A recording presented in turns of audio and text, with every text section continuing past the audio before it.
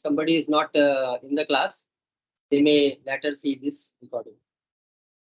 I hope I'm audible to all of you, and just putting off my camera so that my voice is in a good bandwidth, is getting good bandwidth, right?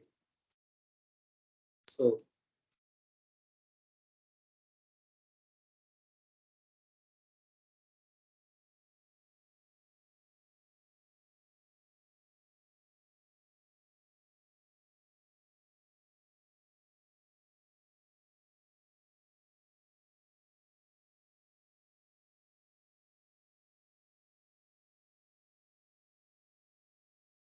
whether the board is visible to all of you?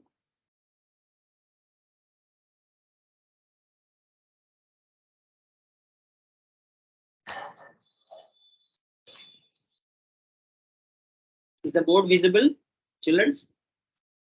Yes, sir. Yes, sir. So let us start.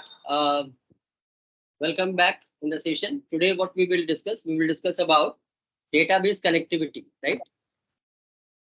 Database connectivity के बारे में पढ़ेंगे आज हम लोग, right? Connectivity using MySQL and Python.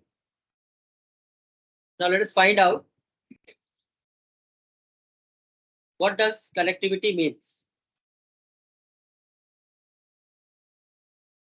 Database connectivity. Please take out your copy. All of you, please note down the notes in your classwork copy. This class is as good as your classwork, right? So please, you can write it. Those from Kendra Vidyalaya number 2 Kachapada can also write in your classroom classwork copy. No problem, no issue with that. Absolutely no issue. And those who are from the KV Tarkeshwar can also write in their classwork copy. Please note it down. Don't make the notes away from you. So database connectivity is a process where आपको नहीं समझ में आने से आप पूछोगे, you are very much free to ask questions, right? But चूंकि the class size is large, so आप लोग जब question पूछोगे, so after asking your question, please put off your mic. So database connectivity is a process where we connect a front end made using Python with a backend database so that any data pushed through the front end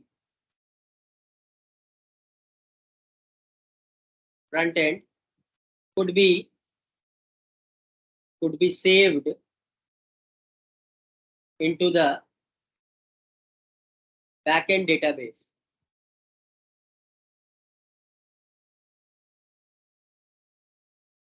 You can assume that this looks like this. कि आपके पास एक front end है, something like this.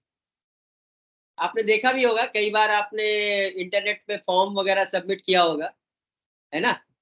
कुछ form आप submit करते हो internet पे, तो फॉर्म्स में आपने देखा होगा कि कुछ फील्ड्स होते हैं, जैसे आपका नाम हुआ, आपको एंट्री करना पड़ता है, फिर आपका एज हुआ, आपने एंट्री किया, फिर आपका जेंडर हुआ, आपने चूज किया, राइट? चूज किया बॉक्स से, और उसके बाद तुम्हारा एड्रेस हुआ, ऐसे करके नाना प्रकार का डेटा जो है आपसे मांगा जाता है, आस्क किया जाता है, and at last we have what is known as save और सबमिट बटन और क्लियर, और या ऐसा करके. आप जरूरी नहीं है कि आपका फ्रंट एंड ऐसा हो. This is a front end made up of GUI, graphical user interface, right? आपका फ्रंट एंड जो है वो क्लियर CUI में लिखा रह सकता है, जैसा पाइथन का प्रोग्राम अभी तक आप बनाते हुए आए हो उसमें भी हो सकता है. मतलब ये डेटा हम नॉर्मल पाइथन के प्रोग्राम से भी कलेक्ट कर सकते हैं ना. ऐसा GUI नहीं बना के नॉर्मल पाइथन प्रोग्राम से भी कलेक्ट कर सकते हैं, लेकिन मैं वो फील देने के लिए कि फ्रंट एंड कैसा दिखता है, वो फील देने के लिए मैंने ये बनाया है, ठीक है अभी। और then you can have cancel button, and then जब आप इसमें डेटा भरते हो, whenever you type some data over here, say for example मैं अपने लिए डेटा भरता हूँ, suppose my data is this one, K Gupta, and then what a user will do, he will submit, he will fill up all these details, right? And then gender will be chosen, and then address will be written, and है ना, तो ये address तो याद ही होगा आपको so like that, and then you click on save button. What will happen after you click on save button? What will happen? This data will be pushed into the backend. Now, what is a backend? A backend is nothing but a database. एक database को हम क्या कहते हैं? एक backend कहते हैं, right? So this is MySQL, और जो भी हो सकता है, MySQL नहीं, Oracle भी हो सकता है, MS SQL Server भी हो सकता है, कुछ भी हो सकता है। तो MySQL Server database, और इस database में क्या होगा भाई? एक database के अंदर क्या होता है, कोई बताएगा मुझे? A database consists of what?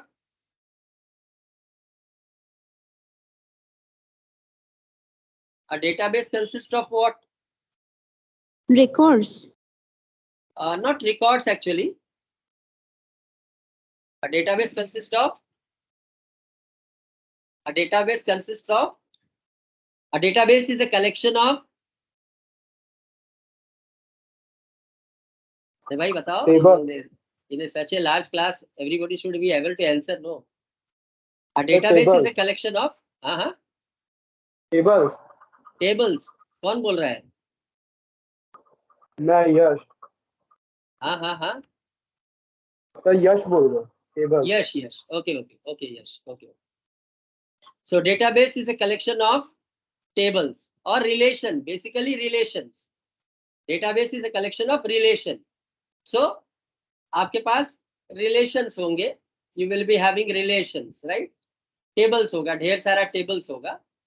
Records तो इसके अंदर होता है ना, जिसने अभी record बोला था, वो record तो इन tables के अंदर होता है. तो record, a table is a collection of record. तो बेसिकली बहुत सारा टेबल आपके डेटाबेस के अंदर में होगा, है ना, ऐसे यू, राइट?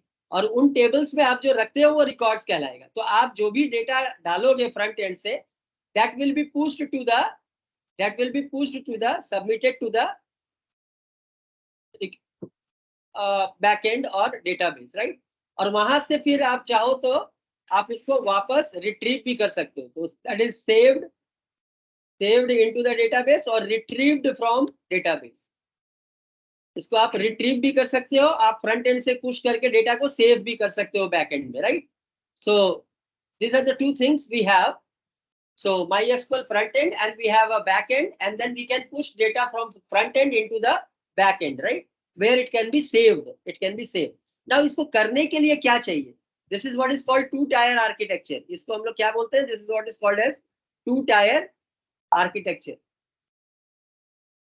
वैसे 3 टायर भी होता है, बट वो अभी मैं बताऊंगा नहीं, फिलहाल आपको जरूरत नहीं है उसकी. This is called two-tier architecture of database programming, where a front end is there is a back end, and you push the data from the front end to the back end, और वो जाकर save हो जाता है, और जब जरूरत पड़ता है हम रिट्रीव करते हैं. अब ये सेव कैसे करोगे भाई? ये सेव करने के लिए through SQL, right? Through SQL. और रिट्रीव कैसे करोगे? Through another set of SQL. Structured query language जो सीखा है तुमने, उससे आप इसको रिट्रीव करो, right? So now after this diagram, let us understand what you mean by a connection object. A connection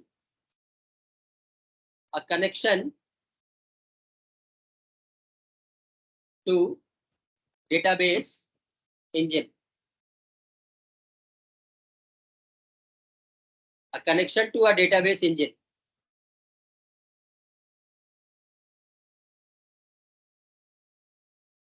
A database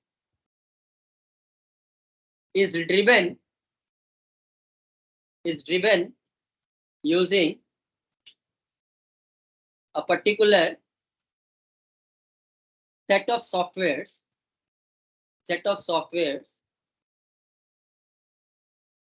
known as database engine.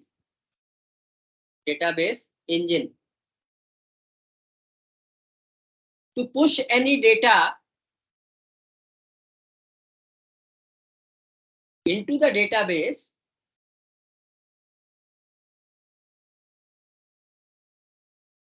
a program needs to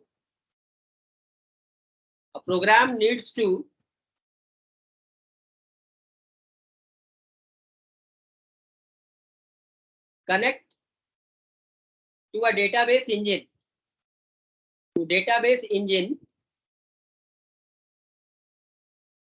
of a database. Hence,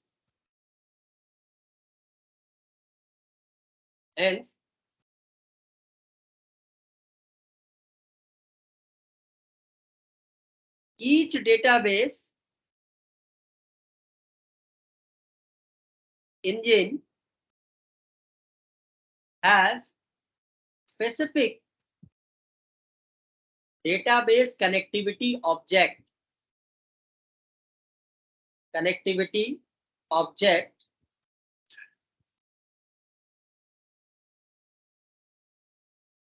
to get itself connected to a specific type of front end written in a specific language like Python or C or C++, etc.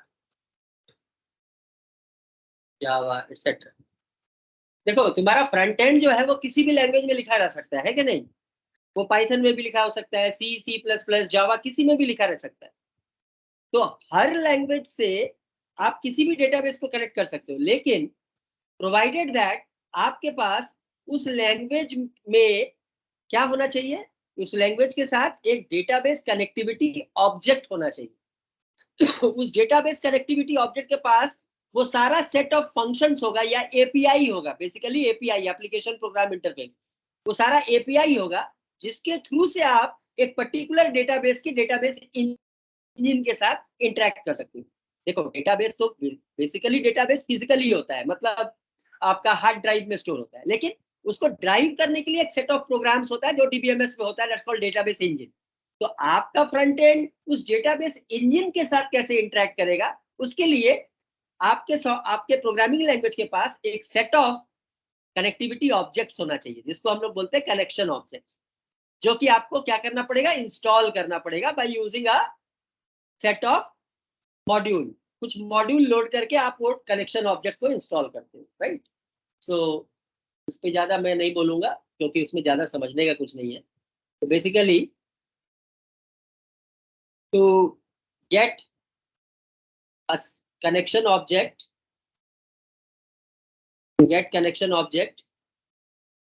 working in a program,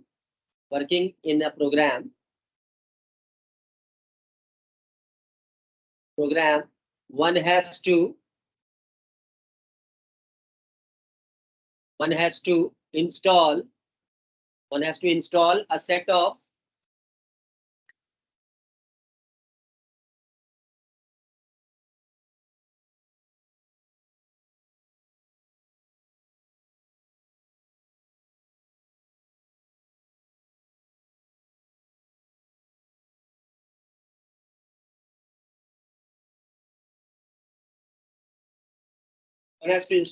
a set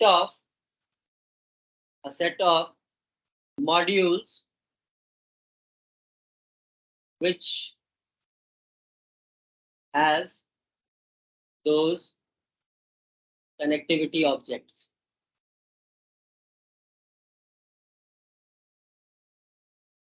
सो पूरा figure आपका कैसे आ रहा है? पूरा figure आपका इस तरह बन रहा है कि आपके पास पाइथन प्रोग्राम है, आपके पास पाइथन का प्रोग्राम है या कोई भी लैंग्वेज में लिखा गया प्रोग्राम है, वो कनेक्ट करता है किसके साथ? अ सेट ऑफ ऑब्जेक्ट्स के साथ, कनेक्टिविटी मॉड्यूल, कनेक्टिविटी ऑब्जेक्ट्स। ये कनेक्टिविटी ऑब्जेक्ट्स जो है वो अल्टीमेटली कनेक्शन करते हैं किसके साथ? एक डेटाबेस इंजन के साथ। मैंने बोला ना, डेटाबेस के साथ कनेक्टेड होता है डेटाबेस इंजन। डेटाबेस इंजन, इस इंजन के साथ ये कनेक्टिविटी ऑब्जेक्ट्स क्या करते हैं? एक कनेक्शन बनाते हैं। It gets connected. मेरा डायग्राम बहुत पुअर है, आप फिर भी समझ लेना। एक कनेक्टिविटी जो है वो क्रिएट करता है कनेक्टिविटी ऑब्जेक्ट्स के थ्रू से डेटाबेस इंजन। तो ये ही कोड हमें पता करना है, हमें लिखना यही कोड है, इसके बारे में ही हमें लिखना है कि भाई ये कनेक्टिविटी कैसे बनाएंगे और उसके थ्रू से फिर एसक्यूएल को हम एग्जीक्यूट करें। ठीक है, तो ये है theory about all this thing. अब ये कनेक्टिविटी ऑब्जेक्ट आता कैसे है? यूजिंग मॉड्यूल्स, है ना, यूजिंग सम स्पेसिफिक मॉड्यूल। कुछ एक मॉड्यूल का इस्तेमाल करके हम लोग ये कनेक्टिविटी ऑब्जेक्ट लाते हैं। कौन सा मॉड्यूल भाई? कौन सा मॉड्यूल हम लोग पाइथन में इस्तेमाल करते हैं पाइथन कनेक्टिविटी ऑब्जेक्ट को इन्वोक करने के लिए, ताकि वो MySQL के साथ कनेक्ट हो पाए? कौन सा मॉड्यूल होता है? कौन सा मॉड्यूल होता है जो पाइथन का कनेक्टिविटी ऑब्जेक्ट्स को इन्वोक करता है? बताओ, पाइथन में कौन सा मॉड्यूल है जो पाइथन में कनेक्टिविटी ऑब्जेक्ट्स को इन्वोक करता है? वो है MySQL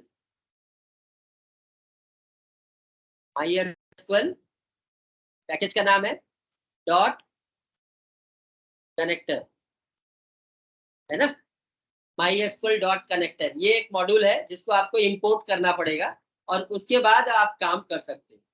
अगर आपके मशीन में, कंप्यूटर में MySQL डॉट कनेक्टर नहीं इंस्टॉल्ड है तो आप क्या कर सकते हो? उसको पहले पिप इंस्टॉल करके इंस्टॉल कर लेना। ठीक है, पिप इंस्टॉल करके MySQL का कनेक्टर ऑब्जेक्ट आपको इंस्टॉल करना पड़ेगा। अगर पिप इंस्टॉल नहीं करना चाहते हो तो डाउनलोड कर लेना, MySQL के साइट में मिलेगा। आप क्या करोगे? जाओगे वहां पे सर्च मारना MySQL पाइथन कनेक्टर, ये सर्च करना, आपको मिल जाएगा वो इंस्टॉलेशन फाइल। डाउनलोड करके इंस्टॉलेशन डबल क्लिक करके इंस्टॉल कर लेना। इंस्टॉल करोगे तो MySQL कनेक्टर आ जाएगा आपके पास। जब आ जाएगा तो आप अपने आइडल में जाओगे। सब लोग सुन रहे हो ना? आप अपने आइडल में जाओगे, अभी भी आप कर सकते हो अगर आप कंप्यूटर पे बैठे हो तो। आइडल में जाकर आप इंपोर्ट लिखोगे, इंपोर्ट MySQL डॉट कनेक्टर। अगर ये इंपोर्टेड होगा तो कुछ एरर नहीं आएगा, और अगर इंपोर्ट नहीं कर पाओगे तो एरर आएगा। अगर आपका मॉड्यूल नहीं होगा तो एरर आएगा। ये आप करके देख सकते हो, एंटर मारो। देखो मेरे केस में कुछ एरर नहीं आया, इसका मतलब क्या है? I have MySQL dot connector installed in my machine, है कि नहीं? MySQL डॉट कनेक्टर मॉड्यूल है मेरे पास और मैंने इंपोर्ट कर लिया इसको। आपको तो ये पता है किसी मॉड्यूल को इंपोर्ट करने के लिए इंपोर्ट कमांड का यूज करना पड़ता है ना। MySQL पैकेज है और कनेक्टर मॉड्यूल है उसके अंदर। ये पहला स्टेप है जो आपको करना चाहिए, मतलब डाटाबेस प्रोग्रामिंग लिखने से पहले the prerequisite is to check whether you have got a version of MySQL connector installed in your machine or not. If you have got that MySQL connector, then you can use it directly. Okay, I hope this is understood, children. Is it understood? Can we go further? Yes, sir. Yes, sir. आप check कर लो कि आपकी machine में MySQL connector है या नहीं है, क्योंकि क्लास के साथ साथ काम करोगे तो अच्छा लगेगा। और अगर नहीं है तो ये है स्टेप, इंस्टॉल करने के लिए स्टेप है कि आप जाओ और जाकर गूगल में सर्च मारो MySQL पाइथन कनेक्टर का। MySQL एक्चुअल में ना, MySQL पाइथन कनेक्टर को इंस्टॉल करने का ऑप्शन MySQL जब इंस्टॉल करते हो ना उसी वक्त आता है, हम लोग उसको चूज अगर कर ले तो हो जाएगा। ये रहा। अब यहाँ देखो, डाउनलोड कनेक्टर ऑब्लिक पाइथन आ रहा है ना, ये डाउनलोड कनेक्टर ऑब्लिक पाइथन। बस इसको आप जो है अपने सिस्टम का, ऑपरेटिंग सिस्टम के अनुसार इंस्टॉल कर लेना।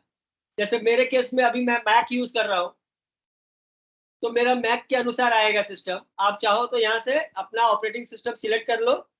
से फॉर एग्जांपल यहाँ पे तो मेरे लिए वो दे नहीं रहा है कुछ भी, आपके लिए विंडो आ जाएगा वहाँ। तो विंडो सिलेक्ट करोगे या जो भी आप एक सिलेक्ट करोगे तो आपको मिल जाएगी। प्लेटफॉर्म इंडिपेंडेंट अगर मैं सिलेक्ट कर लेता हूँ तो ये टार फाइल दे देगा, आपका विंडो मिलेगा। विंडो से आप डाउनलोड करके इंस्टॉल मार लेना, बस हो जाएगा काम। कनेक्टर ऑब्लिक पाइथन, ये वाला सॉफ्टवेयर को आपको डाउनलोड कर लेना है, डाउनलोड करके इंस्टॉल कर लेना, काम हो जाएगा। तो इतना कर लो और करके देख लेना कि इंपोर्ट हो पा रहा है कि नहीं। Now let us proceed further in the chapter. अब हमारा पहला काम है कनेक्टिविटी कोड लिखना। So creating a Python MySQL connectivity.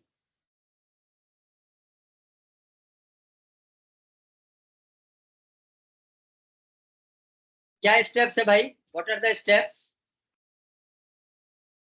Steps for connectivity. क्या क्या स्टेप्स है? सबसे पहला क्या करेंगे? नंबर 1, चलो बताओ ना, कुछ तो पढ़े होगे ना, बताओ।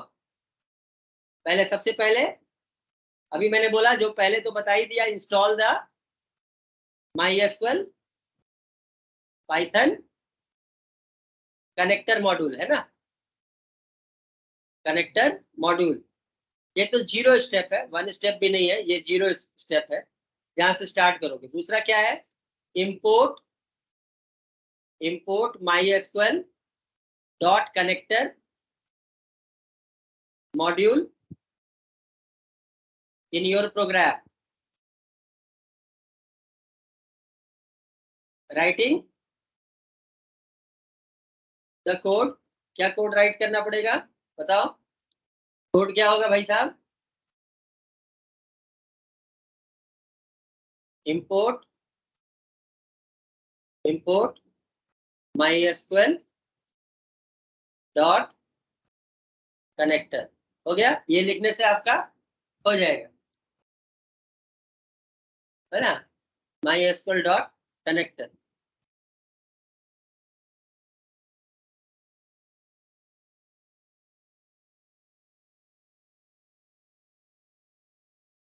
नेक्स्ट, सेकंड पॉइंट बताओ, अगला पॉइंट क्या करेंगे?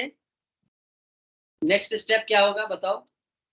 अगला जो पॉइंट होगा वो क्या होगा? What will be that? अगला पॉइंट में क्या करना है? कनेक्टर ऑब्जेक्ट बनाने के बाद आपको क्या बनाना पड़ेगा? कनेक्टर ऑब्जेक्ट बनाने के बाद आपको बनाना पड़ेगा, याद रखना, इतना बड़ा नाम जो है MySQL डॉट कनेक्टर, अगर आप इसको एक एलियास नेम नहीं दोगे, है ना, अगर आप इसको एलियास नेम नहीं दोगे तो बार बार आपको ये लिखना पड़ेगा MySQL dot connector, MySQL dot connector. इसको एलियास नेम देने के लिए, एलियास मतलब होता है एक छोटा नाम, है ना, जो इसके अल्टरनेट में यूज किया जा सकता है। So import MySQL dot connector as लिखकर आप क्या लिख सकते हो? कुछ भी एज लिखकर आप जो भी एक नाम लिख सकते हो। से फॉर एग्जाम्पल मैंने कॉन दे दिया, CON कॉन, है ना, कनेक्शन बोलकर। ये मॉड्यूल का नाम है, याद रखना। This CON is module. अभी इसके अंदर का हमको मेथड यूज करना पड़ेगा आगे का काम करने के लिए। नाउ नेक्स्ट स्टेप है, अगला स्टेप है क्रिएट अ कनेक्शन ऑब्जेक्ट। क्रिएट a connection object using connect C capital, याद रखना, C कैपिटल है। Connect method, using connect method of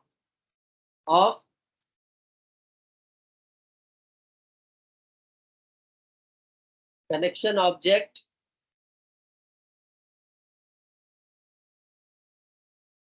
कौन created in step 1। Step 1 first step में जो क्रिएट किया गया कौन ऑब्जेक्ट है, उसका कनेक्ट मेथड को यूज करके कनेक्शन ऑब्जेक्ट बनाना पड़ेगा, याद रखना। तो connection object, connection module, sorry यहाँ पे गलत लिख दिया मैंने, this is wrong, connection module, connection module या कनेक्शन ऑब्जेक्ट अब बना रहे हैं, ये कनेक्शन मॉड्यूल, मॉड्यूल कौन स्टेप। अब ये कैसे करेंगे, हाउ टू डू दिस, याद रखना। The connect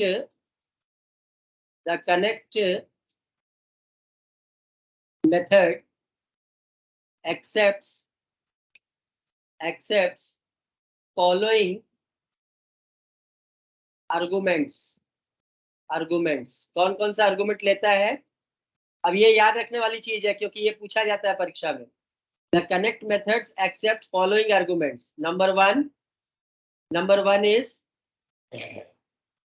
connect method accepts following argument। Number one is your user।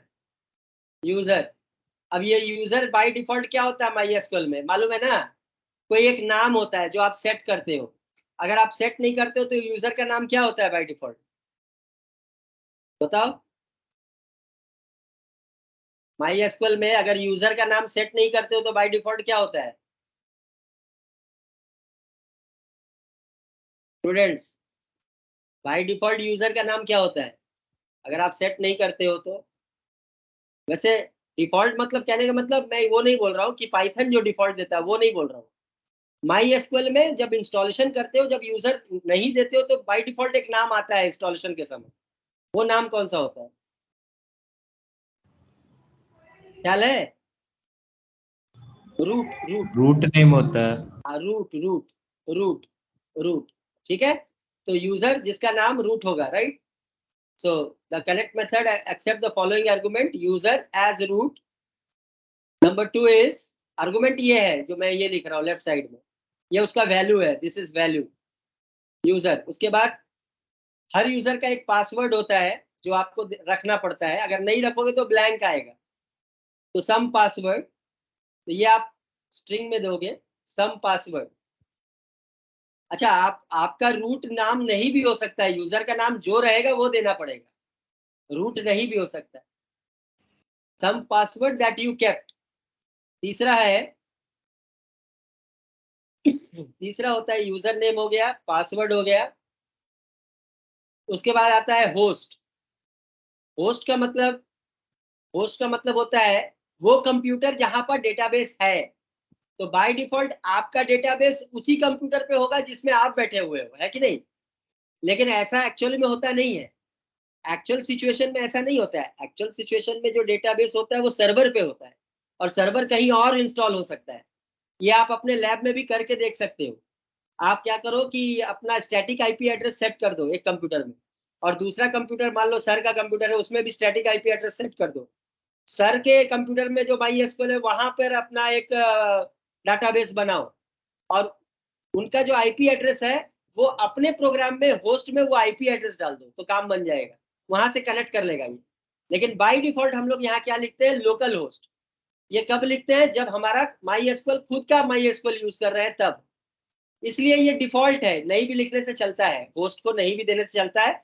या फिर आप यहाँ पे क्या डालोगे, यहाँ पे आप क्या डालोगे, आईपी एड्रेस, उस होस्ट का आईपी एड्रेस आप डालोगे, जो भी होस्ट है उसका आईपी एड्रेस आएगा। या तो लोकल होस्ट लिखोगे या तो आईपी एड्रेस लिखोगे। लोकल होस्ट को कभी कभी लोग ऐसे भी लिखते हैं 127.0.0.1, ये लोकल होस्ट का बाय डिफॉल्ट नेम है, मतलब आईपी एड्रेस होता है। ये होम एड्रेस को हम लोग इस तरह से दिखाते हैं, मतलब 127.0.0.1, एनी हाउ जो भी हो। सो होस्ट लिखना जरूरी नहीं है, नहीं लिखोगे तो अपने आप लोकल होस्ट हो जाएगा। चौथा है, यूजर हो गया, पासवर्ड हो गया, होस्ट हो गया। डेटाबेस का नाम, कौन से डेटाबेस को कनेक्ट करना चाहते हो। So the name of the database, name of database ये भी आपको देना पड़ेगा, नेम ऑफ डेटाबेस ये भी आपको देना पड़ेगा। जो भी डेटाबेस से आप कनेक्ट करना चाहते हो उस डेटाबेस का नाम आपको देना पड़ेगा। अच्छा एक बात बताओ जरा, अगर आप डेटाबेस का नाम नहीं दोगे तो क्या होगा, what will happen, Tell me, what will happen if you are not giving any database name?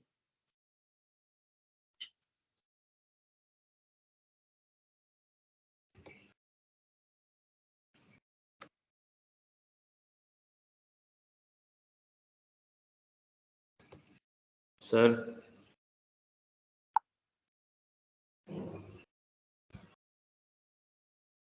अगर आप डेटाबेस का नाम नहीं दोगे तो क्या होगा? What will happen? बताओ बच्चों। अगर आप डेटाबेस का नाम नहीं दोगे तो क्या होगा? What will happen? किसको कनेक्ट करेगा फिर?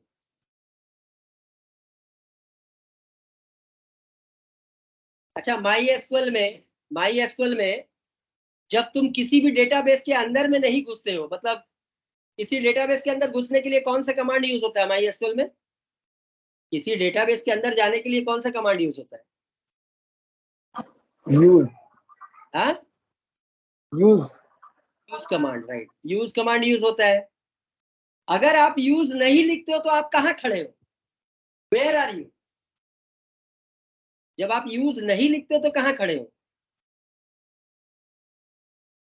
माई एसक्यूएल के ग्लोबल स्पेस में खड़े हो, ख्याल रखना।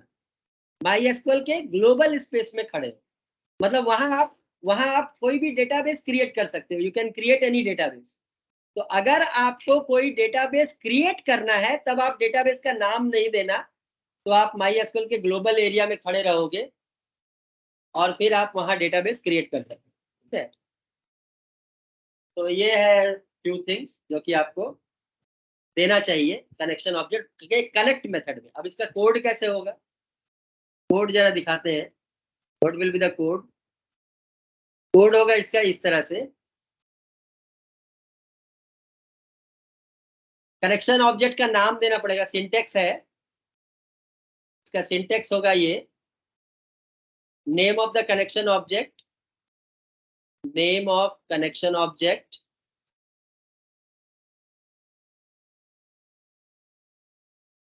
इज इक्वल टू, वो जो कौन लिखा था ऊपर है ना, वो जो मॉड्यूल का नाम कौन डॉट, अगर कौन नहीं लिखोगे तो आप डायरेक्ट लिख सकते हो my SQL dot connector dot connect. याद रखना, कनेक्ट का सी कैपिटल है, बार बार बोल रहा हूँ, कनेक्ट का सी कैपिटल है। और इसके अंदर आर्गुमेंट में क्या क्या पास करोगे? वही तीन चीज अभी जो बताया, user is equal to root comma password is equal to जो भी पासवर्ड है, अगर कुछ नहीं है तो blank. Host is equal to local host, नहीं दोगे तो भी चलेगा, comma database is equal to जो भी डाटाबेस का नाम है वो डाटाबेस का नाम आप दोगे, उसके बाद ये बंद करोगे, that's it. This is the code for making a connection object. Example देखिए, एग्जाम्पल के लिए मैं एक डाटाबेस कनेक्शन ऑब्जेक्ट बना रहा हूँ। ये देखिए डीबी कॉन, याद रखना ये मेरा डाटाबेस कनेक्शन ऑब्जेक्ट है। कॉन मेरा क्या है? ये कॉन कंफ्यूज मत करना प्लीज। कॉन का मतलब क्या है? ये कौन क्या चीज है? मॉड्यूल है। MySQL my SQL connector module है, जबकि ये ऑब्जेक्ट है, उस मॉड्यूल के अंदर का एक ऑब्जेक्ट है जिसको मैं बना रहा हूँ। कैसे बना रहा हूँ? कॉन डॉट कनेक्ट, और कनेक्शन में क्या पास कर रहा हूँ? यूजर। मेरा यूजर यहाँ पे रूट है मेरे मशीन में, मेरे मशीन में जिस मशीन में अभी काम कर रहा हूँ रूट है। पासवर्ड मेरा दे दूं क्या? दे देता हूँ, कौन सा तुम लोग बिगाड़ लोगे? 22 एडमिन 66, ये मेरा पासवर्ड है मेरे माई एसक्यूएल का। Host is equal to local host है, क्योंकि मैं अपने मशीन में काम कर रहा हूँ, लोकल होस्ट। और डाटाबेस, मैं यहाँ पे मेरे पास बहुत सारा डेटाबेस है, उसमें से किसी एक का नाम मैं दे देता हूँ। मुझे याद है मेरे पास एक डेटाबेस है यहाँ पे, KV2 KPA बोलते हैं। ये एक स्कूल है जिसका डेटाबेस नाम, right. So user is equal to root, password is equal to this, host is equal to this, database is equal to KV2 KPA, ये दे दिया। नाउ लेट अस समझ में आया? तो ये एग्जाम्पल कोड है भाई साहब, यहाँ देखो, किसको नहीं समझ में आया पूछेगा। ये एक एक लाइन करके बढ़ रहा हूँ मैं, आपको समझ में आना चाहिए, नहीं तो दिक्कत होगा फिर। बताओ ये किसको नहीं समझ में आया, क्या नहीं समझ में आया इसमें? तनिष्का, सोमावा, बताओ। यही दो लोग हैं ना मेरे स्कूल से, और कौन है? करंट स्कूल से कौन कौन है? अंकन, अंकन,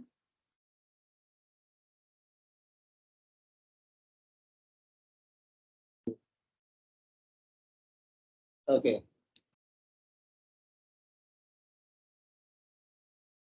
देखिए भाई, देखिए क्या नहीं समझ में आया इसमें। कांक्षा, आर यू गेटिंग?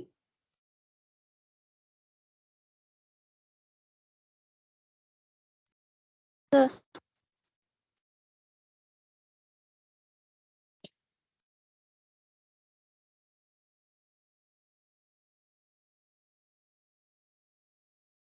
आगे बढ़े।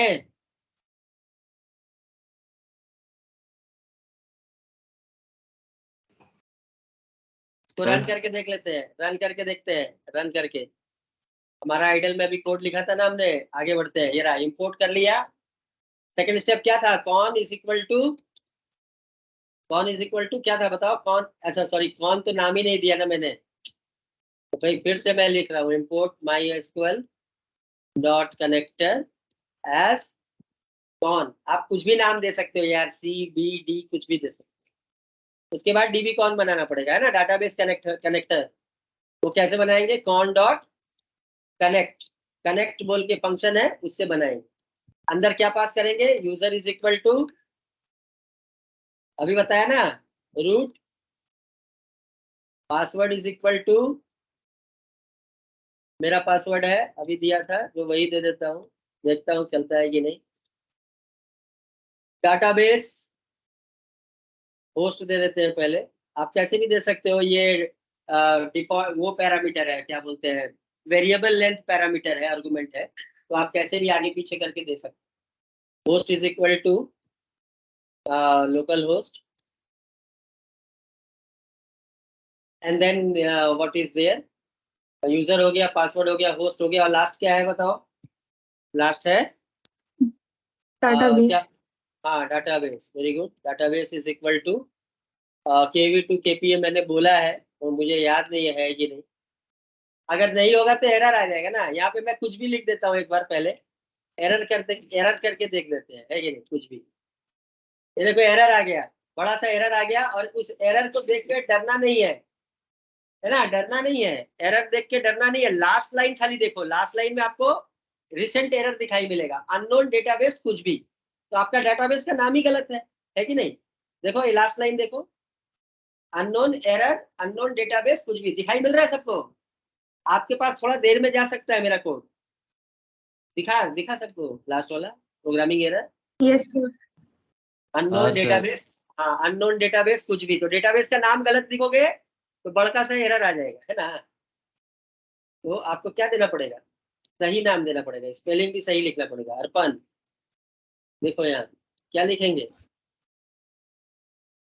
KV2, अच्छा ये केस सेंसिटिव नहीं है, बड़ा छोटा आप कैसे भी लिख सकते हो, राइट। अब एंटर मारते हैं, ये देखो कनेक्ट हो गया। अगर कुछ नहीं, सब कुछ सही रहेगा तो कनेक्ट हो जाएगा।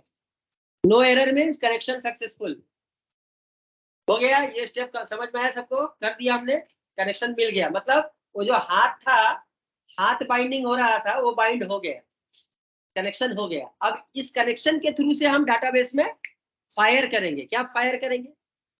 डाटाबेस में क्या फायर करेंगे भाई? गोली, क्या फायर करेंगे? डेटा। डेटा तो जाएगा ही, फायर क्या करेंगे?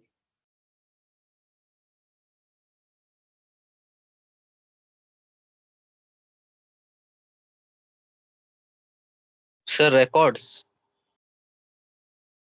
रिकॉर्ड्स और डेटा तो जाएगा ही, लेकिन वो किसके थ्रू से जाएगा? अरे भाई, माई एसक्यूएल में डाटा डालने के लिए क्या, डाटा ऐसे हाथ से उठा के डाल देता है?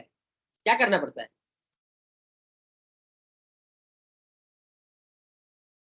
भाई डाटाबेस में डाटा डालते कैसे हो?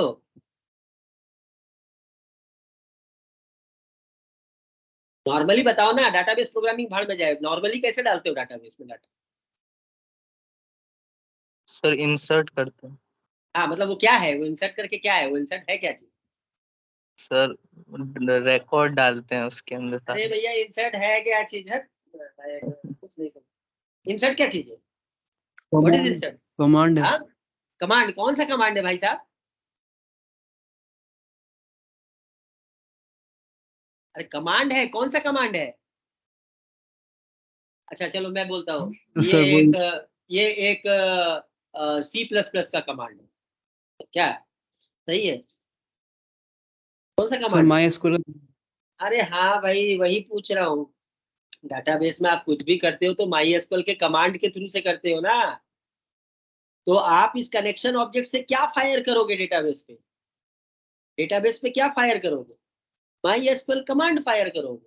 नहीं समझे? क्या फायर करना पड़ेगा? MySQL कमांड फायर करना पड़ेगा। नहीं समझे? तभी बच्चे को समझ में आ रहा है। ये जो कनेक्शन बनाया हमने, इस कनेक्शन, मान लो इस कनेक्शन का मतलब है पाइप। उस पाइप के थ्रू से क्या जाएगा इस पार से उस पार, मतलब डाटाबेस इंजन के पास क्या जाएगा, क्या फायर होगा? वो एक MySQL कमांड फायर होगा। वो कमांड जब वहां पहुंचेगा और रन करेगा तो डाटा में जो भी डाटाबेस जाना है, लेना है, डालना है, कुछ भी करना है, हो जाएगा। नहीं समझे? तो इसके बाद का जो स्टेप है वो क्या है, थर्ड स्टेप। तो नेक्स्ट स्टेप क्या है after this? The third step is to create a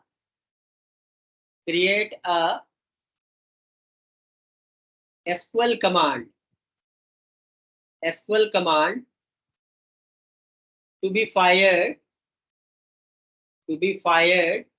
into the database. into हो सकता है या from the database, जो दोनों हो सकता है। ये थर्ड स्टेप, ठीक है। अब थर्ड स्टेप के बारे में थोड़ा जानकारी दे दूं। आफ्टर, ध्यान से देखिएगा, ध्यान टूटा मतलब दुर्घटना घटा हो जाएगा, बिल्कुल कुछ नहीं समझ में आएगा। स्पेशल है, इसको थोड़ा सा ध्यान देकर सीखना है। After getting a connection,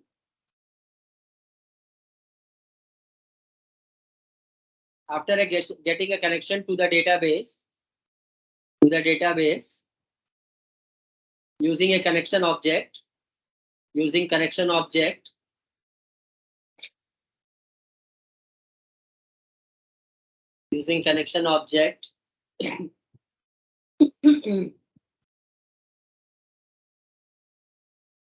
dbcon created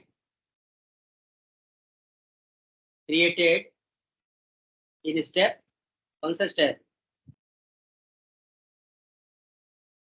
2, right? After getting connection to the database using connection object dbcon created in step 2, one has to fire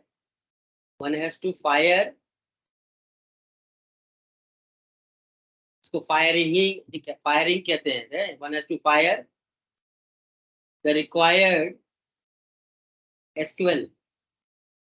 SQL statement to the database engine so connected. ना याद रखना, ये जो SQL command जो तुम fire करोगे वो दो कैटेगरी में आता है। The SQL command to be fired using connection object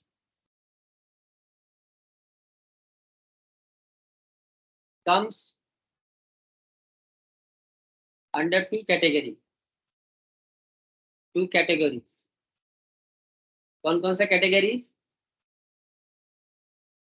number 1 is query command,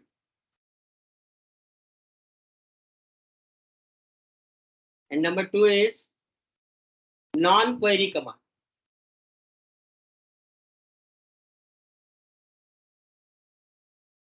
बता सकते हो क्वेरी कमांड और नॉन क्वेरी कमांड में क्या अंतर है? ये दो तरह का कमांड आप फायर कर सकते हो SQL कनेक्शन ऑब्जेक्ट के थ्रू से। कौन कौन सा? Query command and a non-query command.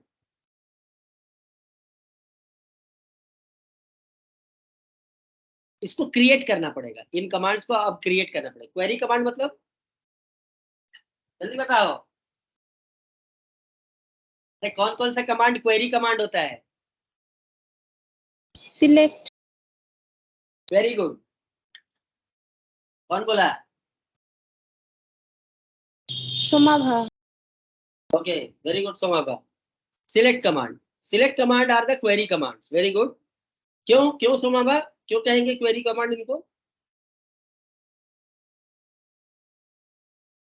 Why would we call it query commands? Tanishka बताओ, क्वेरी कमांड क्यों कहेंगे इसको? क्योंकि ये डीएमएल कमांड है। हाँ, डीएमएल कमांड में तो कुछ नॉन क्वेरी कमांड भी आते हैं। हाँ, लेकिन क्वेरी कमांड क्यों कहेंगे?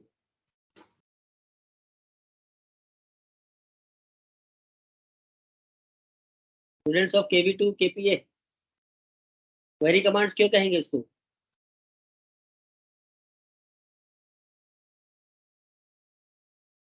Somabha was correct in saying that select command is a query command. Why? जल्दी बोलो, कुछ नहीं पढ़ रहा है रे भाई तू लोग, पढ़ाई लिखाई छोड़ दिया है। क्वेरी कमांड इसलिए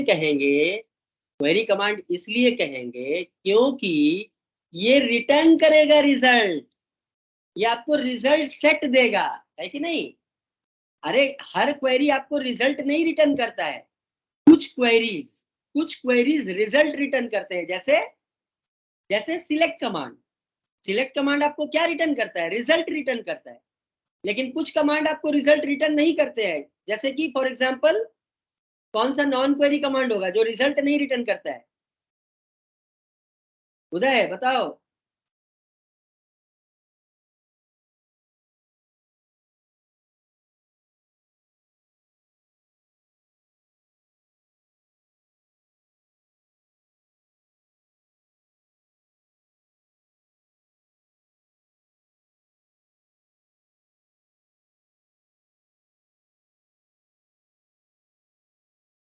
कौन सा कमांड नॉन क्वेरी कमांड है जो आपको रिजल्ट नहीं रिटर्न करता है? अरे भाई एसक्यूएल कमांड, कौन सा एसक्यूएल कमांड रिजल्ट नहीं रिटर्न करता है? जल्दी बताइए। Sir insert. और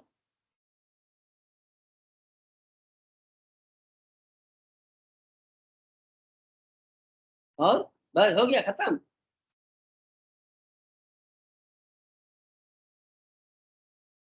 अरे crude CRUD,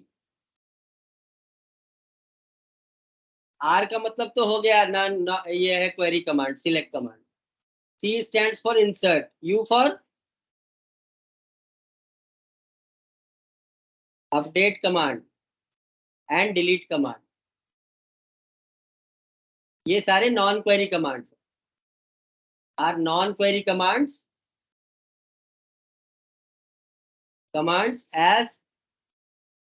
as they do not return what? Any result set नहीं देता है आपको, कुछ एक रिजल्ट नहीं देता है, बस आपको बता देता है क्वेरी ओके, 1 रो अफेक्टेड, 2 रोज अफेक्टेड, ऐसे बताता है, मतलब कुछ डाटा रिजल्ट रिटर्न नहीं करता है आपको।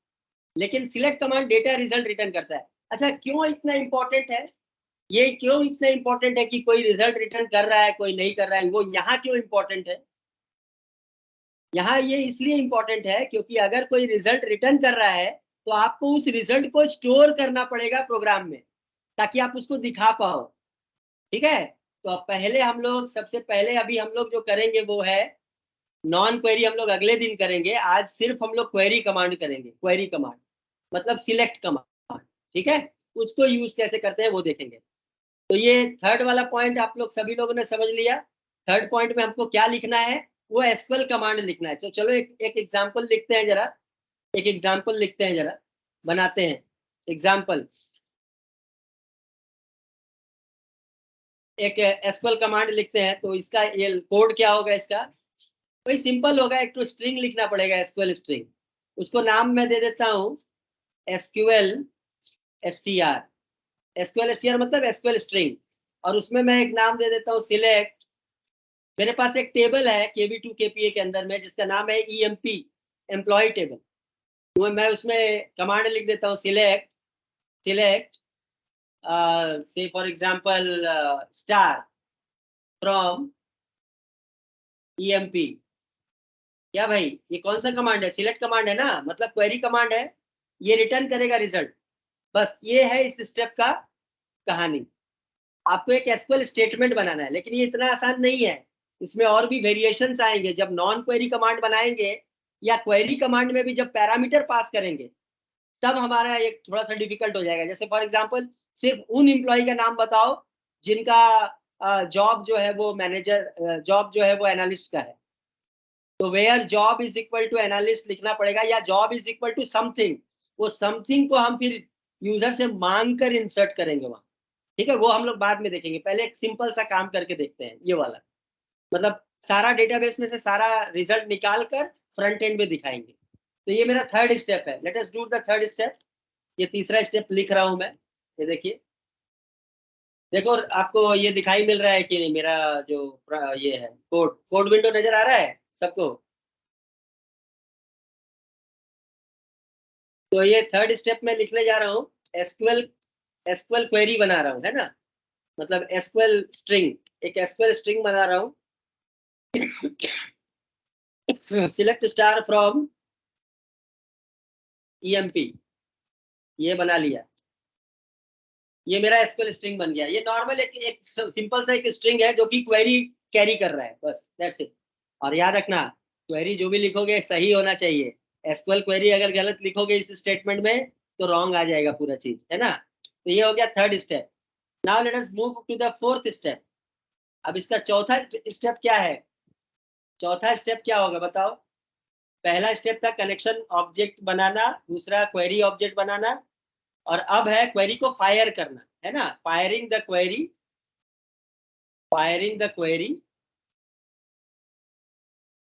Created using cursor object. अब एक नया ऑब्जेक्ट बनाने जा रहे हैं, कर्सर ऑब्जेक्ट। ये सारा स्टेप एक दूसरे से रिलेटेड है। Firing the query created using cursor object, okay. So the query string which we created in step 3 needs to be fired.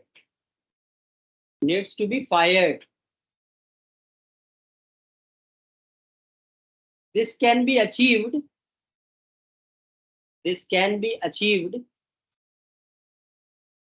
using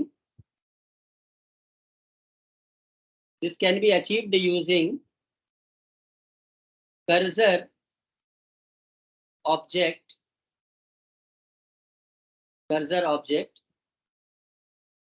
The cursor object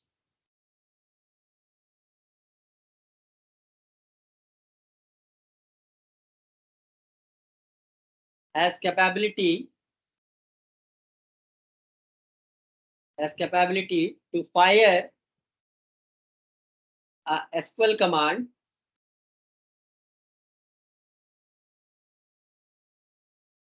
using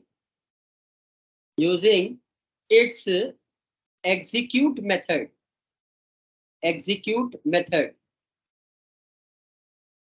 and then retrieve back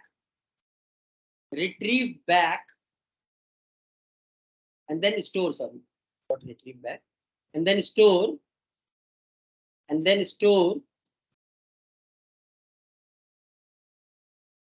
the data being retrieved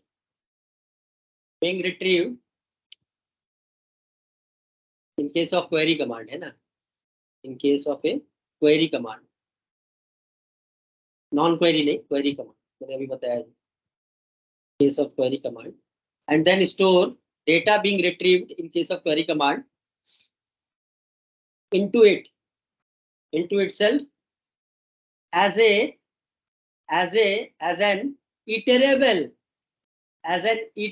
sequence, एक iterable sequence के तरह अपने में store कर लेता है cursor object.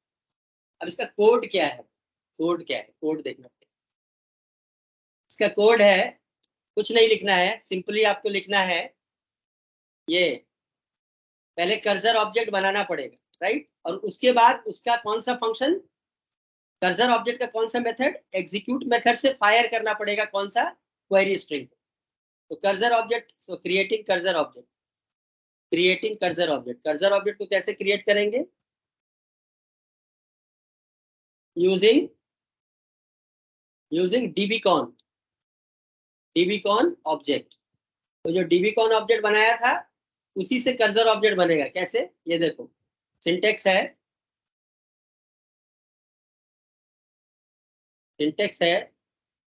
Cursor object का नाम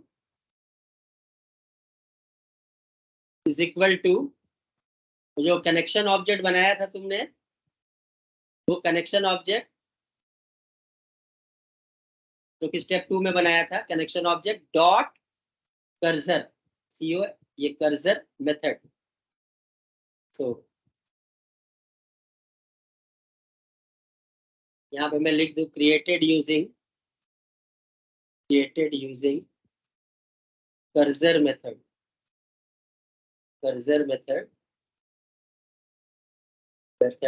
of connection object. Connection object के कर्सर मेथड से उसको बनाया जाए, और उसके बाद फिर क्या करेंगे, फायर करना पड़ेगा, firing SQL command using cursor object so created. जो कर्सर ऑब्जेक्ट बना, जो क्रिएटेड कर्सर ऑब्जेक्ट है, उससे एसक्यूएल कमांड कैसे फायर करोगे, उसका सिंटेक्स है ये, जो कर्सर ऑब्जेक्ट आया उस कर्सर ऑब्जेक्ट से डॉट एग्जीक्यूट मेथड का यूज करना पड़ेगा, और उसके अंदर में एसक्यूएल पास करना पड़ेगा। जो एसक्यूएल स्ट्रिंग बनाए थे वो एसक्यूएल स्ट्रिंग आपको पास करना पड़ेगा। दैट्स इट, हो गया काम खत्म। अब इसका एग्जांपल हम लोग लिख कर देख लेते हैं। एग्जांपल है, और जो अभी एम्प्लॉय कोड का सिलेक्ट स्टार फ्रॉम EMP जो बनाया था उसको फायर करेंगे। कैसे, पहले कर्सर ऑब्जेक्ट बनाते हैं, latest CURR cur is equal to connection object, मेरा क्या नाम था, अभी जो कोड लिख रहा था कनेक्शन ऑब्जेक्ट का नाम क्या दिया था मैंने, ये मेरा कर्सर ऑब्जेक्ट है, कनेक्शन ऑब्जेक्ट का नाम क्या दिया था बताओ, अगर आप नोट कर रहे होगे तो आपके कॉपी में होगा, कनेक्शन ऑब्जेक्ट का नाम क्या दिया था, तो dbcon, very good, dbcon dot cursor, ये बस इतना ही, dbcon डॉट कर्सर। और उसके बाद फिर क्या करना है, कर डॉट एग्जीक्यूट और क्वेरी, जो भी स्ट्रिंग क्वेरी बनाए थे, स्ट्रिंग क्वेरी कहाँ बनाया था, वो पिछले स्लाइड में बनाया था ना स्ट्रिंग क्वेरी, ये वाला जो बनाया था भाई, ये पिछले स्लाइड में बनाया ना, ये वाला ये जो बनाया था उसको पास कर देंगे। उसका नाम दिया था ना एक, क्या, SQL STR, SQL STR पास कर दिया, तो यहाँ पे लिख देंगे SQL STR, SQL STR, हो गया, दैट्स इट। ये रन करेगा, द कर object will receive all the data, will receive a record set, will receive all record set, all records resulting through the query, उस क्वेरी से जो भी record आएगा वो कर ऑब्जेक्ट में स्टोर हो जाएगा। अब मैंने बताया लास्ट में क्या है, ये कर ऑब्जेक्ट क्या बनेगा, एक इटरेबल सीक्वेंस, इसका मतलब फॉर लूप में इसको रन करके आप इसको प्रिंट कर सकते हैं। अगला जो स्टेप होगा मेरा वो होगा, तो ये इसको पहले रन कर लेते हैं, लेट अस रन इट।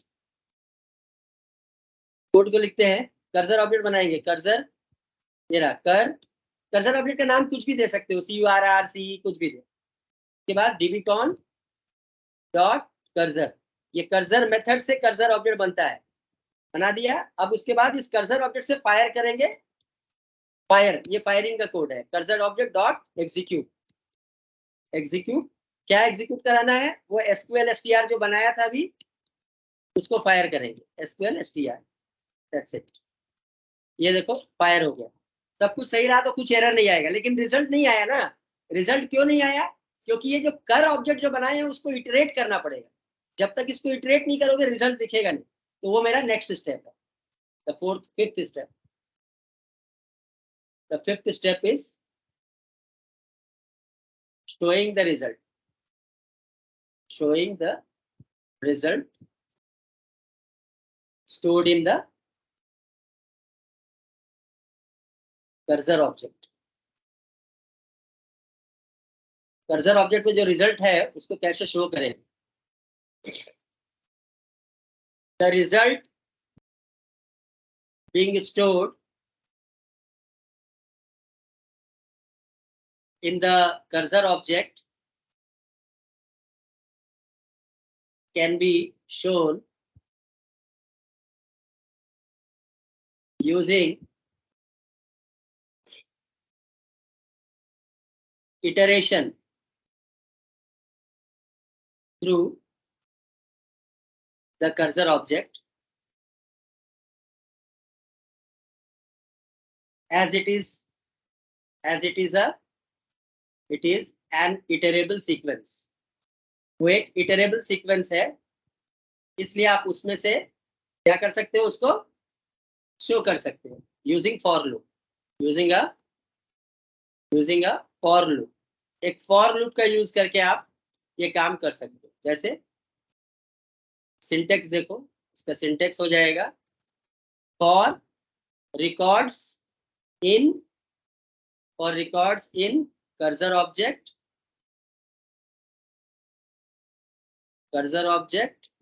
और records in cursor object print record.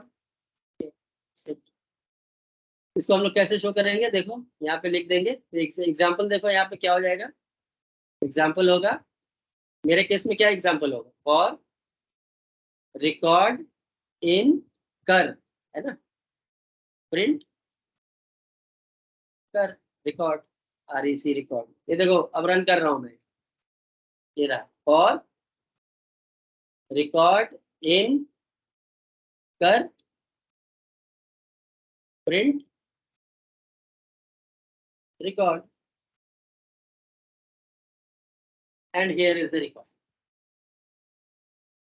Okay, देखो आगे ना, we have fetched the record, जो हमारा डाटाबेस में था। मैं कुछ भी दिखाया नहीं तुम लोग को, टेबल में क्या था क्या नहीं, वो सारा आ गया। देखो, देख रहे हो ना, उस डेटाबेस में जो भी था वो सब चला आया। ऐसे व्हाट, कैसे रिटर्न किया, वो रिकॉर्ड बनाया, लेकिन कर्सर ऑब्जेक्ट में कैसे स्टोर है, किस तरह से, किस फॉर्मेट में, बताओ तो जरा। हर रिकॉर्ड किस फॉर्मेट में स्टोर है? ये जो रिटर्न किया एक एक, हाँ, ऐसे टपल। तो अगर तुम कर्सर को लिस्ट में कन्वर्ट कर दोगे तो लिस्ट ऑफ टपल हो जाएगा, और लिस्ट ऑफ टपल हो जाएगा तो फिर पाइथन प्रोग्राम से जो करना है वो करो भाई, पाइथन प्रोग्राम से जो करना है वो करो। नहीं समझे? लेकिन एक बात बता दूं बच्चे, कर्सर ऑब्जेक्ट को एक बार इटरेट करने के बाद दोबारा अगर इटरेट करोगे तो कुछ भी नहीं मिलेगा आपको। ये रहा फॉर, फिर से अगर आप लिखोगे फॉर रिकॉर्ड इन कर तो कच्चू मिलने वाला है, कुछ नहीं मिलेगा, ये कुछ भी नहीं मिलेगा आपको। क्यों? कोई बता सकता है? कुछ भी नहीं मिला, क्यों? फिर से वो कोड रन किया तो कुछ भी नहीं मिला, क्यों? क्योंकि ऑलरेडी आपने क्या किया है, उसको इटरेट कर दिया। आपने उसका इटरेबल सीक्वेंस था, आप इटरेट करते करते कहाँ पहुंच गए, एंड में पहुंच गए, लास्ट में पहुंच गए, रिकॉर्ड सेट के लास्ट में पहुंच के खड़े हो। अब वहां से फर्दर और अगर फेच करना चाहोगे तो नहीं मिलेगा कुछ। तो एक बार आपने रिकॉर्ड सेट के लास्ट में चले गए तो आप नहीं पहुंच सकते हो फिर, अनटिल अनलेस आप उसके बिगिनिंग में ना जाओ, फिर से अनटिल अनलेस उसके बिगिनिंग में ना जाओ। अब उस कर्सर का कुछ बिगिनिंग अगर होता है, डॉट अगर कुछ मेथड होता है जिससे कि आप उसके बिगिनिंग में जा सकते हो, तो वो आपको देखना पड़ेगा। वो मेथड आपके सिलेबस में नहीं है, बट आप चाहो तो बिगनिंग में जा सकते हो, या फिर आप एक बार फिर से वो क्वेरी एग्जीक्यूट कर सकते हो। कौन सा? वो जो अभी हमने एग्जीक्यूट किया था, ये वाला, क्योंकि क्वेरी तो हम बार बार एग्जीक्यूट कर ही सकते हैं ना। तो ये कर दिया, और करने के बाद इसको वापस से आप क्या कर सकते हो, और इस बार मैं देखो इसको फॉर लूप से प्रिंट नहीं कर रहा हूँ, मैं इसको क्या कर रहा हूँ ना, टैबुलेट बोलकर एक मॉड्यूल है, जो पहले भी बताया था आप लोगों को, है ना, उससे प्रिंट कर रहा हूँ मैं। इंपोर्ट टैबुलेट, और उसके साथ मैं इसको फ्रॉम टैबुलेट इंपोर्ट टैबुलेट, और टैबुलेट से मैं इसको प्रिंट कर रहा हूँ, फिर प्रिंट और टैबुलेट, और उसके अंदर मैं पास कर रहा हूँ कर को, CURR कर को, है ना। और हेडर्स देना चाहो तो दे दो हेडर, और नहीं रखना चाहो तो मत रखो हेडर, तो तुम्हारी मर्जी है। टेबल FMT दे देते हैं, table FMT is equal to grid दे देते हैं, ग्रिड GRID, और बस ये देखो मस्त आ गया एकदम। पहले ऐसा आ रहा था, लेकिन ये क्या है, एक मॉड्यूल का स्पेशल मॉड्यूल का यूज किया, और डाटा इस तरह से दिखने लगा। हेडर नहीं आया क्योंकि हेडर मैंने दिया नहीं, आपको हेडर देना चाहिए था। एक्चुअल में हेडर में है, पहला वाला एम्प्लॉय आईडी है, दूसरा वाला एम्प्लॉय नेम है, तीसरा वाला उसका जॉब है, चौथा उसका मैनेजर है, पांचवा उसका डेट ऑफ ज्वाइनिंग है, छठवां उसका सैलरी है, सातवां उसका कमीशन है, और लास्ट वाला डिपार्टमेंट नंबर। ठीक है, so this is how you fetch the data. मैंने आज आपको डेटा सेट का फेचिंग बता दिया, और इतना ही रहेगा। लेकिन एक लास्ट पॉइंट बच जाता है, जो आखिरी पॉइंट है यहाँ पे डेटाबेस कनेक्टिविटी में, कनेक्शन को क्लोज जरूर करो, closing the connection, closing the connection, closing the connection. Before closing the connection, before ending your program,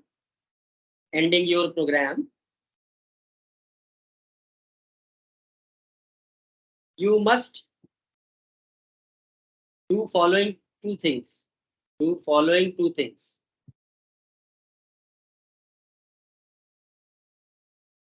क्या? Number one,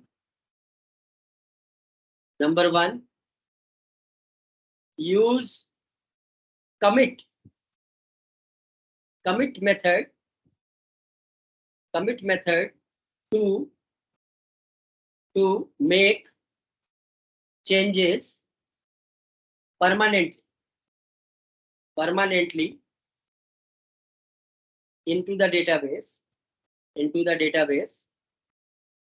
if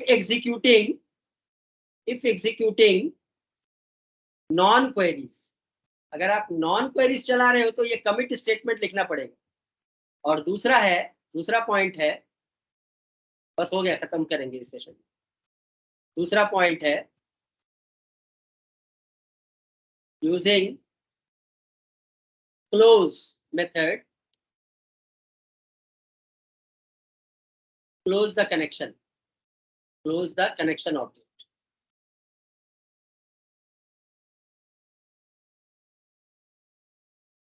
अब वो कैसे करते हैं हम लोग, ये देखो, इसका कोड एग्जांपल क्या है। कोड है वो जो DBCon बनाया था आपने ना, डाटाबेस कनेक्शन, उसका इस्तेमाल करके आप एग्जीक्यूट कमिट करोगे। तो dbcon.commit ये लिखना पड़ेगा, और dbcon.close ये करना, ये दो चीज करना पड़ेगा। ये इन केस ऑफ ओनली क्या, कौन सा कमांड, नॉन क्वेरी। जब नॉन क्वेरी कमांड चलाओगे तभी आपको ये करना है, अन्यथा नहीं करना है। नहीं तो क्या होगा ना, परमानेंटली नहीं सेव होगा वहां जाकर, मतलब आपका कमांड यहाँ से चल जाएगा, डाटा वहां नहीं जाएगा। इसके लिए कमिट करना जरूरी है। मैंने यहाँ नहीं किया, क्यों? क्योंकि ये कौन सा कमांड था, ये कौन सा कमांड मैंने रन किया, इस केस में अभी जो दिखा रहा था, नॉन क्वेरी कमांड। तो क्वेरी कमांड में आपको कमिट लिखने का जरूरत नहीं है। सो बच्चों, आज आप लोग ये पर्टिकुलर चीज जो मैंने सिखाया आप लोगों को, उसको आप जरूर से आज रन करोगे घर जाकर, है ना। तो लास्ट में मैं क्लोज कर लूँ dbcon.close। dbcon.close and hence sir थोड़ा खत्म। पीछे वाला स्लाइड दिखा सकते हैं? हाँ सर इसका पहले। इसके पहले वाले इसको आज रन करोगे घर में, रन नहीं करने से समझ में नहीं आएगा। Okay, you should run it, should run this slides. मतलब ये कोड मैं आज शेयर कर दे रहा हूँ आपसे, जो भी कोड मैंने लिखा है ना उसको मैं शेयर कर दे रहा हूँ, घर जाके एक बार जो है उसको रन करोगे। नेक्स्ट क्लास हमारा जो होगा वो आफ्टर दशमी होगा, ठीक है ना। After Dashami I will take 2 more classes, जिसमें मैं आपको और भी मेथड बताऊंगा। आज हमने कर्सर का सिर्फ एक मेथड सीखा है, वो था एग्जीक्यूट, लेकिन कर्सर ऑब्जेक्ट का और भी मेथड है, जैसे for example fetch 1, fetch all, है ना, ऐसे करके, और तुम्हारा रिकॉर्ड काउंट, ऐसे करके है 2-3 और मेथड है। उस मेथड को सीखने से हमारा कंप्लीट हो जाएगा ये। और डाटाबेस में किस तरह से, आज मैं सिर्फ सिलेक्ट स्टेटमेंट रन करवाया, अगले दिन मैं इंसर्ट कैसे रन करते हैं, डिलीट कैसे रन करते हैं और अपडेट कैसे रन करते हैं, ये तीनों को रन करने से हमारा काम हो जाएगा कंप्लीट। ठीक है, hopefully you will all join from the next class onwards also. और अगला क्लास जो है 10वीं के बाद होगा, अभी मैं फिलहाल कोई क्लास नहीं लूंगा, लेकिन ये प्रैक्टिस आपको करके मुझे कंफर्म करना है मैसेज भेज के कि सर ये हो गया, रन हो गया। और अगर कोई डाउट होगा, in case of doubt you may call me, you may contact me on the WhatsApp. Okay, तो I hope this session was okay for you all of you. और इसको नहीं, थोड़ा बहुत नहीं भी समझ में आया है तो आप इसको फॉलो अप करना, जो स्लाइड है फॉलो अप करना, you will get it very clearly. बहुत क्लियर राइटिंग में मैंने लिखवा दिया है चीज़ों को, आप इसको रन करके भी देखोगे। टैबुलेट मॉड्यूल को इंस्टॉल करने के लिए वही है, पिप इंस्टॉल टैबुलेट, पिप इंस्टॉल टैबुलेट मारोगे तो टैबुलेट रन हो जाएगा, इंस्टॉल हो जाएगा। उसके बाद टैबुलेट को आप फ्रॉम टैबुलेट, इंपोर्ट टैबुलेट लिखकर फिर प्रिंट टैबुलेट डॉट दिखा सकते हो। प्रिंट टैबुलेट लिखकर उसके अंदर में आप जो भी, आप टैबुलेट के अंदर क्या पास करना पड़ता है, एनी इटरेबल सीक्वेंस, मतलब खास करके लिस्ट ऑफ लिस्ट ऐसा, या लिस्ट ऑफ टपल, उसको पास कर सकते हो। तो अपने आप ही वो क्या करेगा, उसको लेकर टेबल फॉर्मेट में, टेबल एफएमटी में आप जैसा टेबल दिखाना चाहोगे वैसा फॉर्मेट में वो दिखाएगा। There are various table FMT formats, जो आप थोड़ा सा उसका गाइडलाइन पढ़ोगे तो आपको समझ में आ जाएगा और कौन कौन सा फॉर्मेट में दिखा सकते हो। ठीक है, so that's all for today. I will share this slide, जो भी नोट्स है मैं शेयर कर दूंगा ग्रुप में, आप लोग उसको नोट कर लेना। We will meet soon and enjoy your holidays and puja, but don't leave it, आज ही रन करना है। रन करके मुझे व्हाट्सएप पे स्टेटस बताओ कि तुम्हारा हो गया है कर्सर, मतलब प्रोग्राम जो है, ये वाला प्रोग्राम एटलीस्ट रन हुआ है।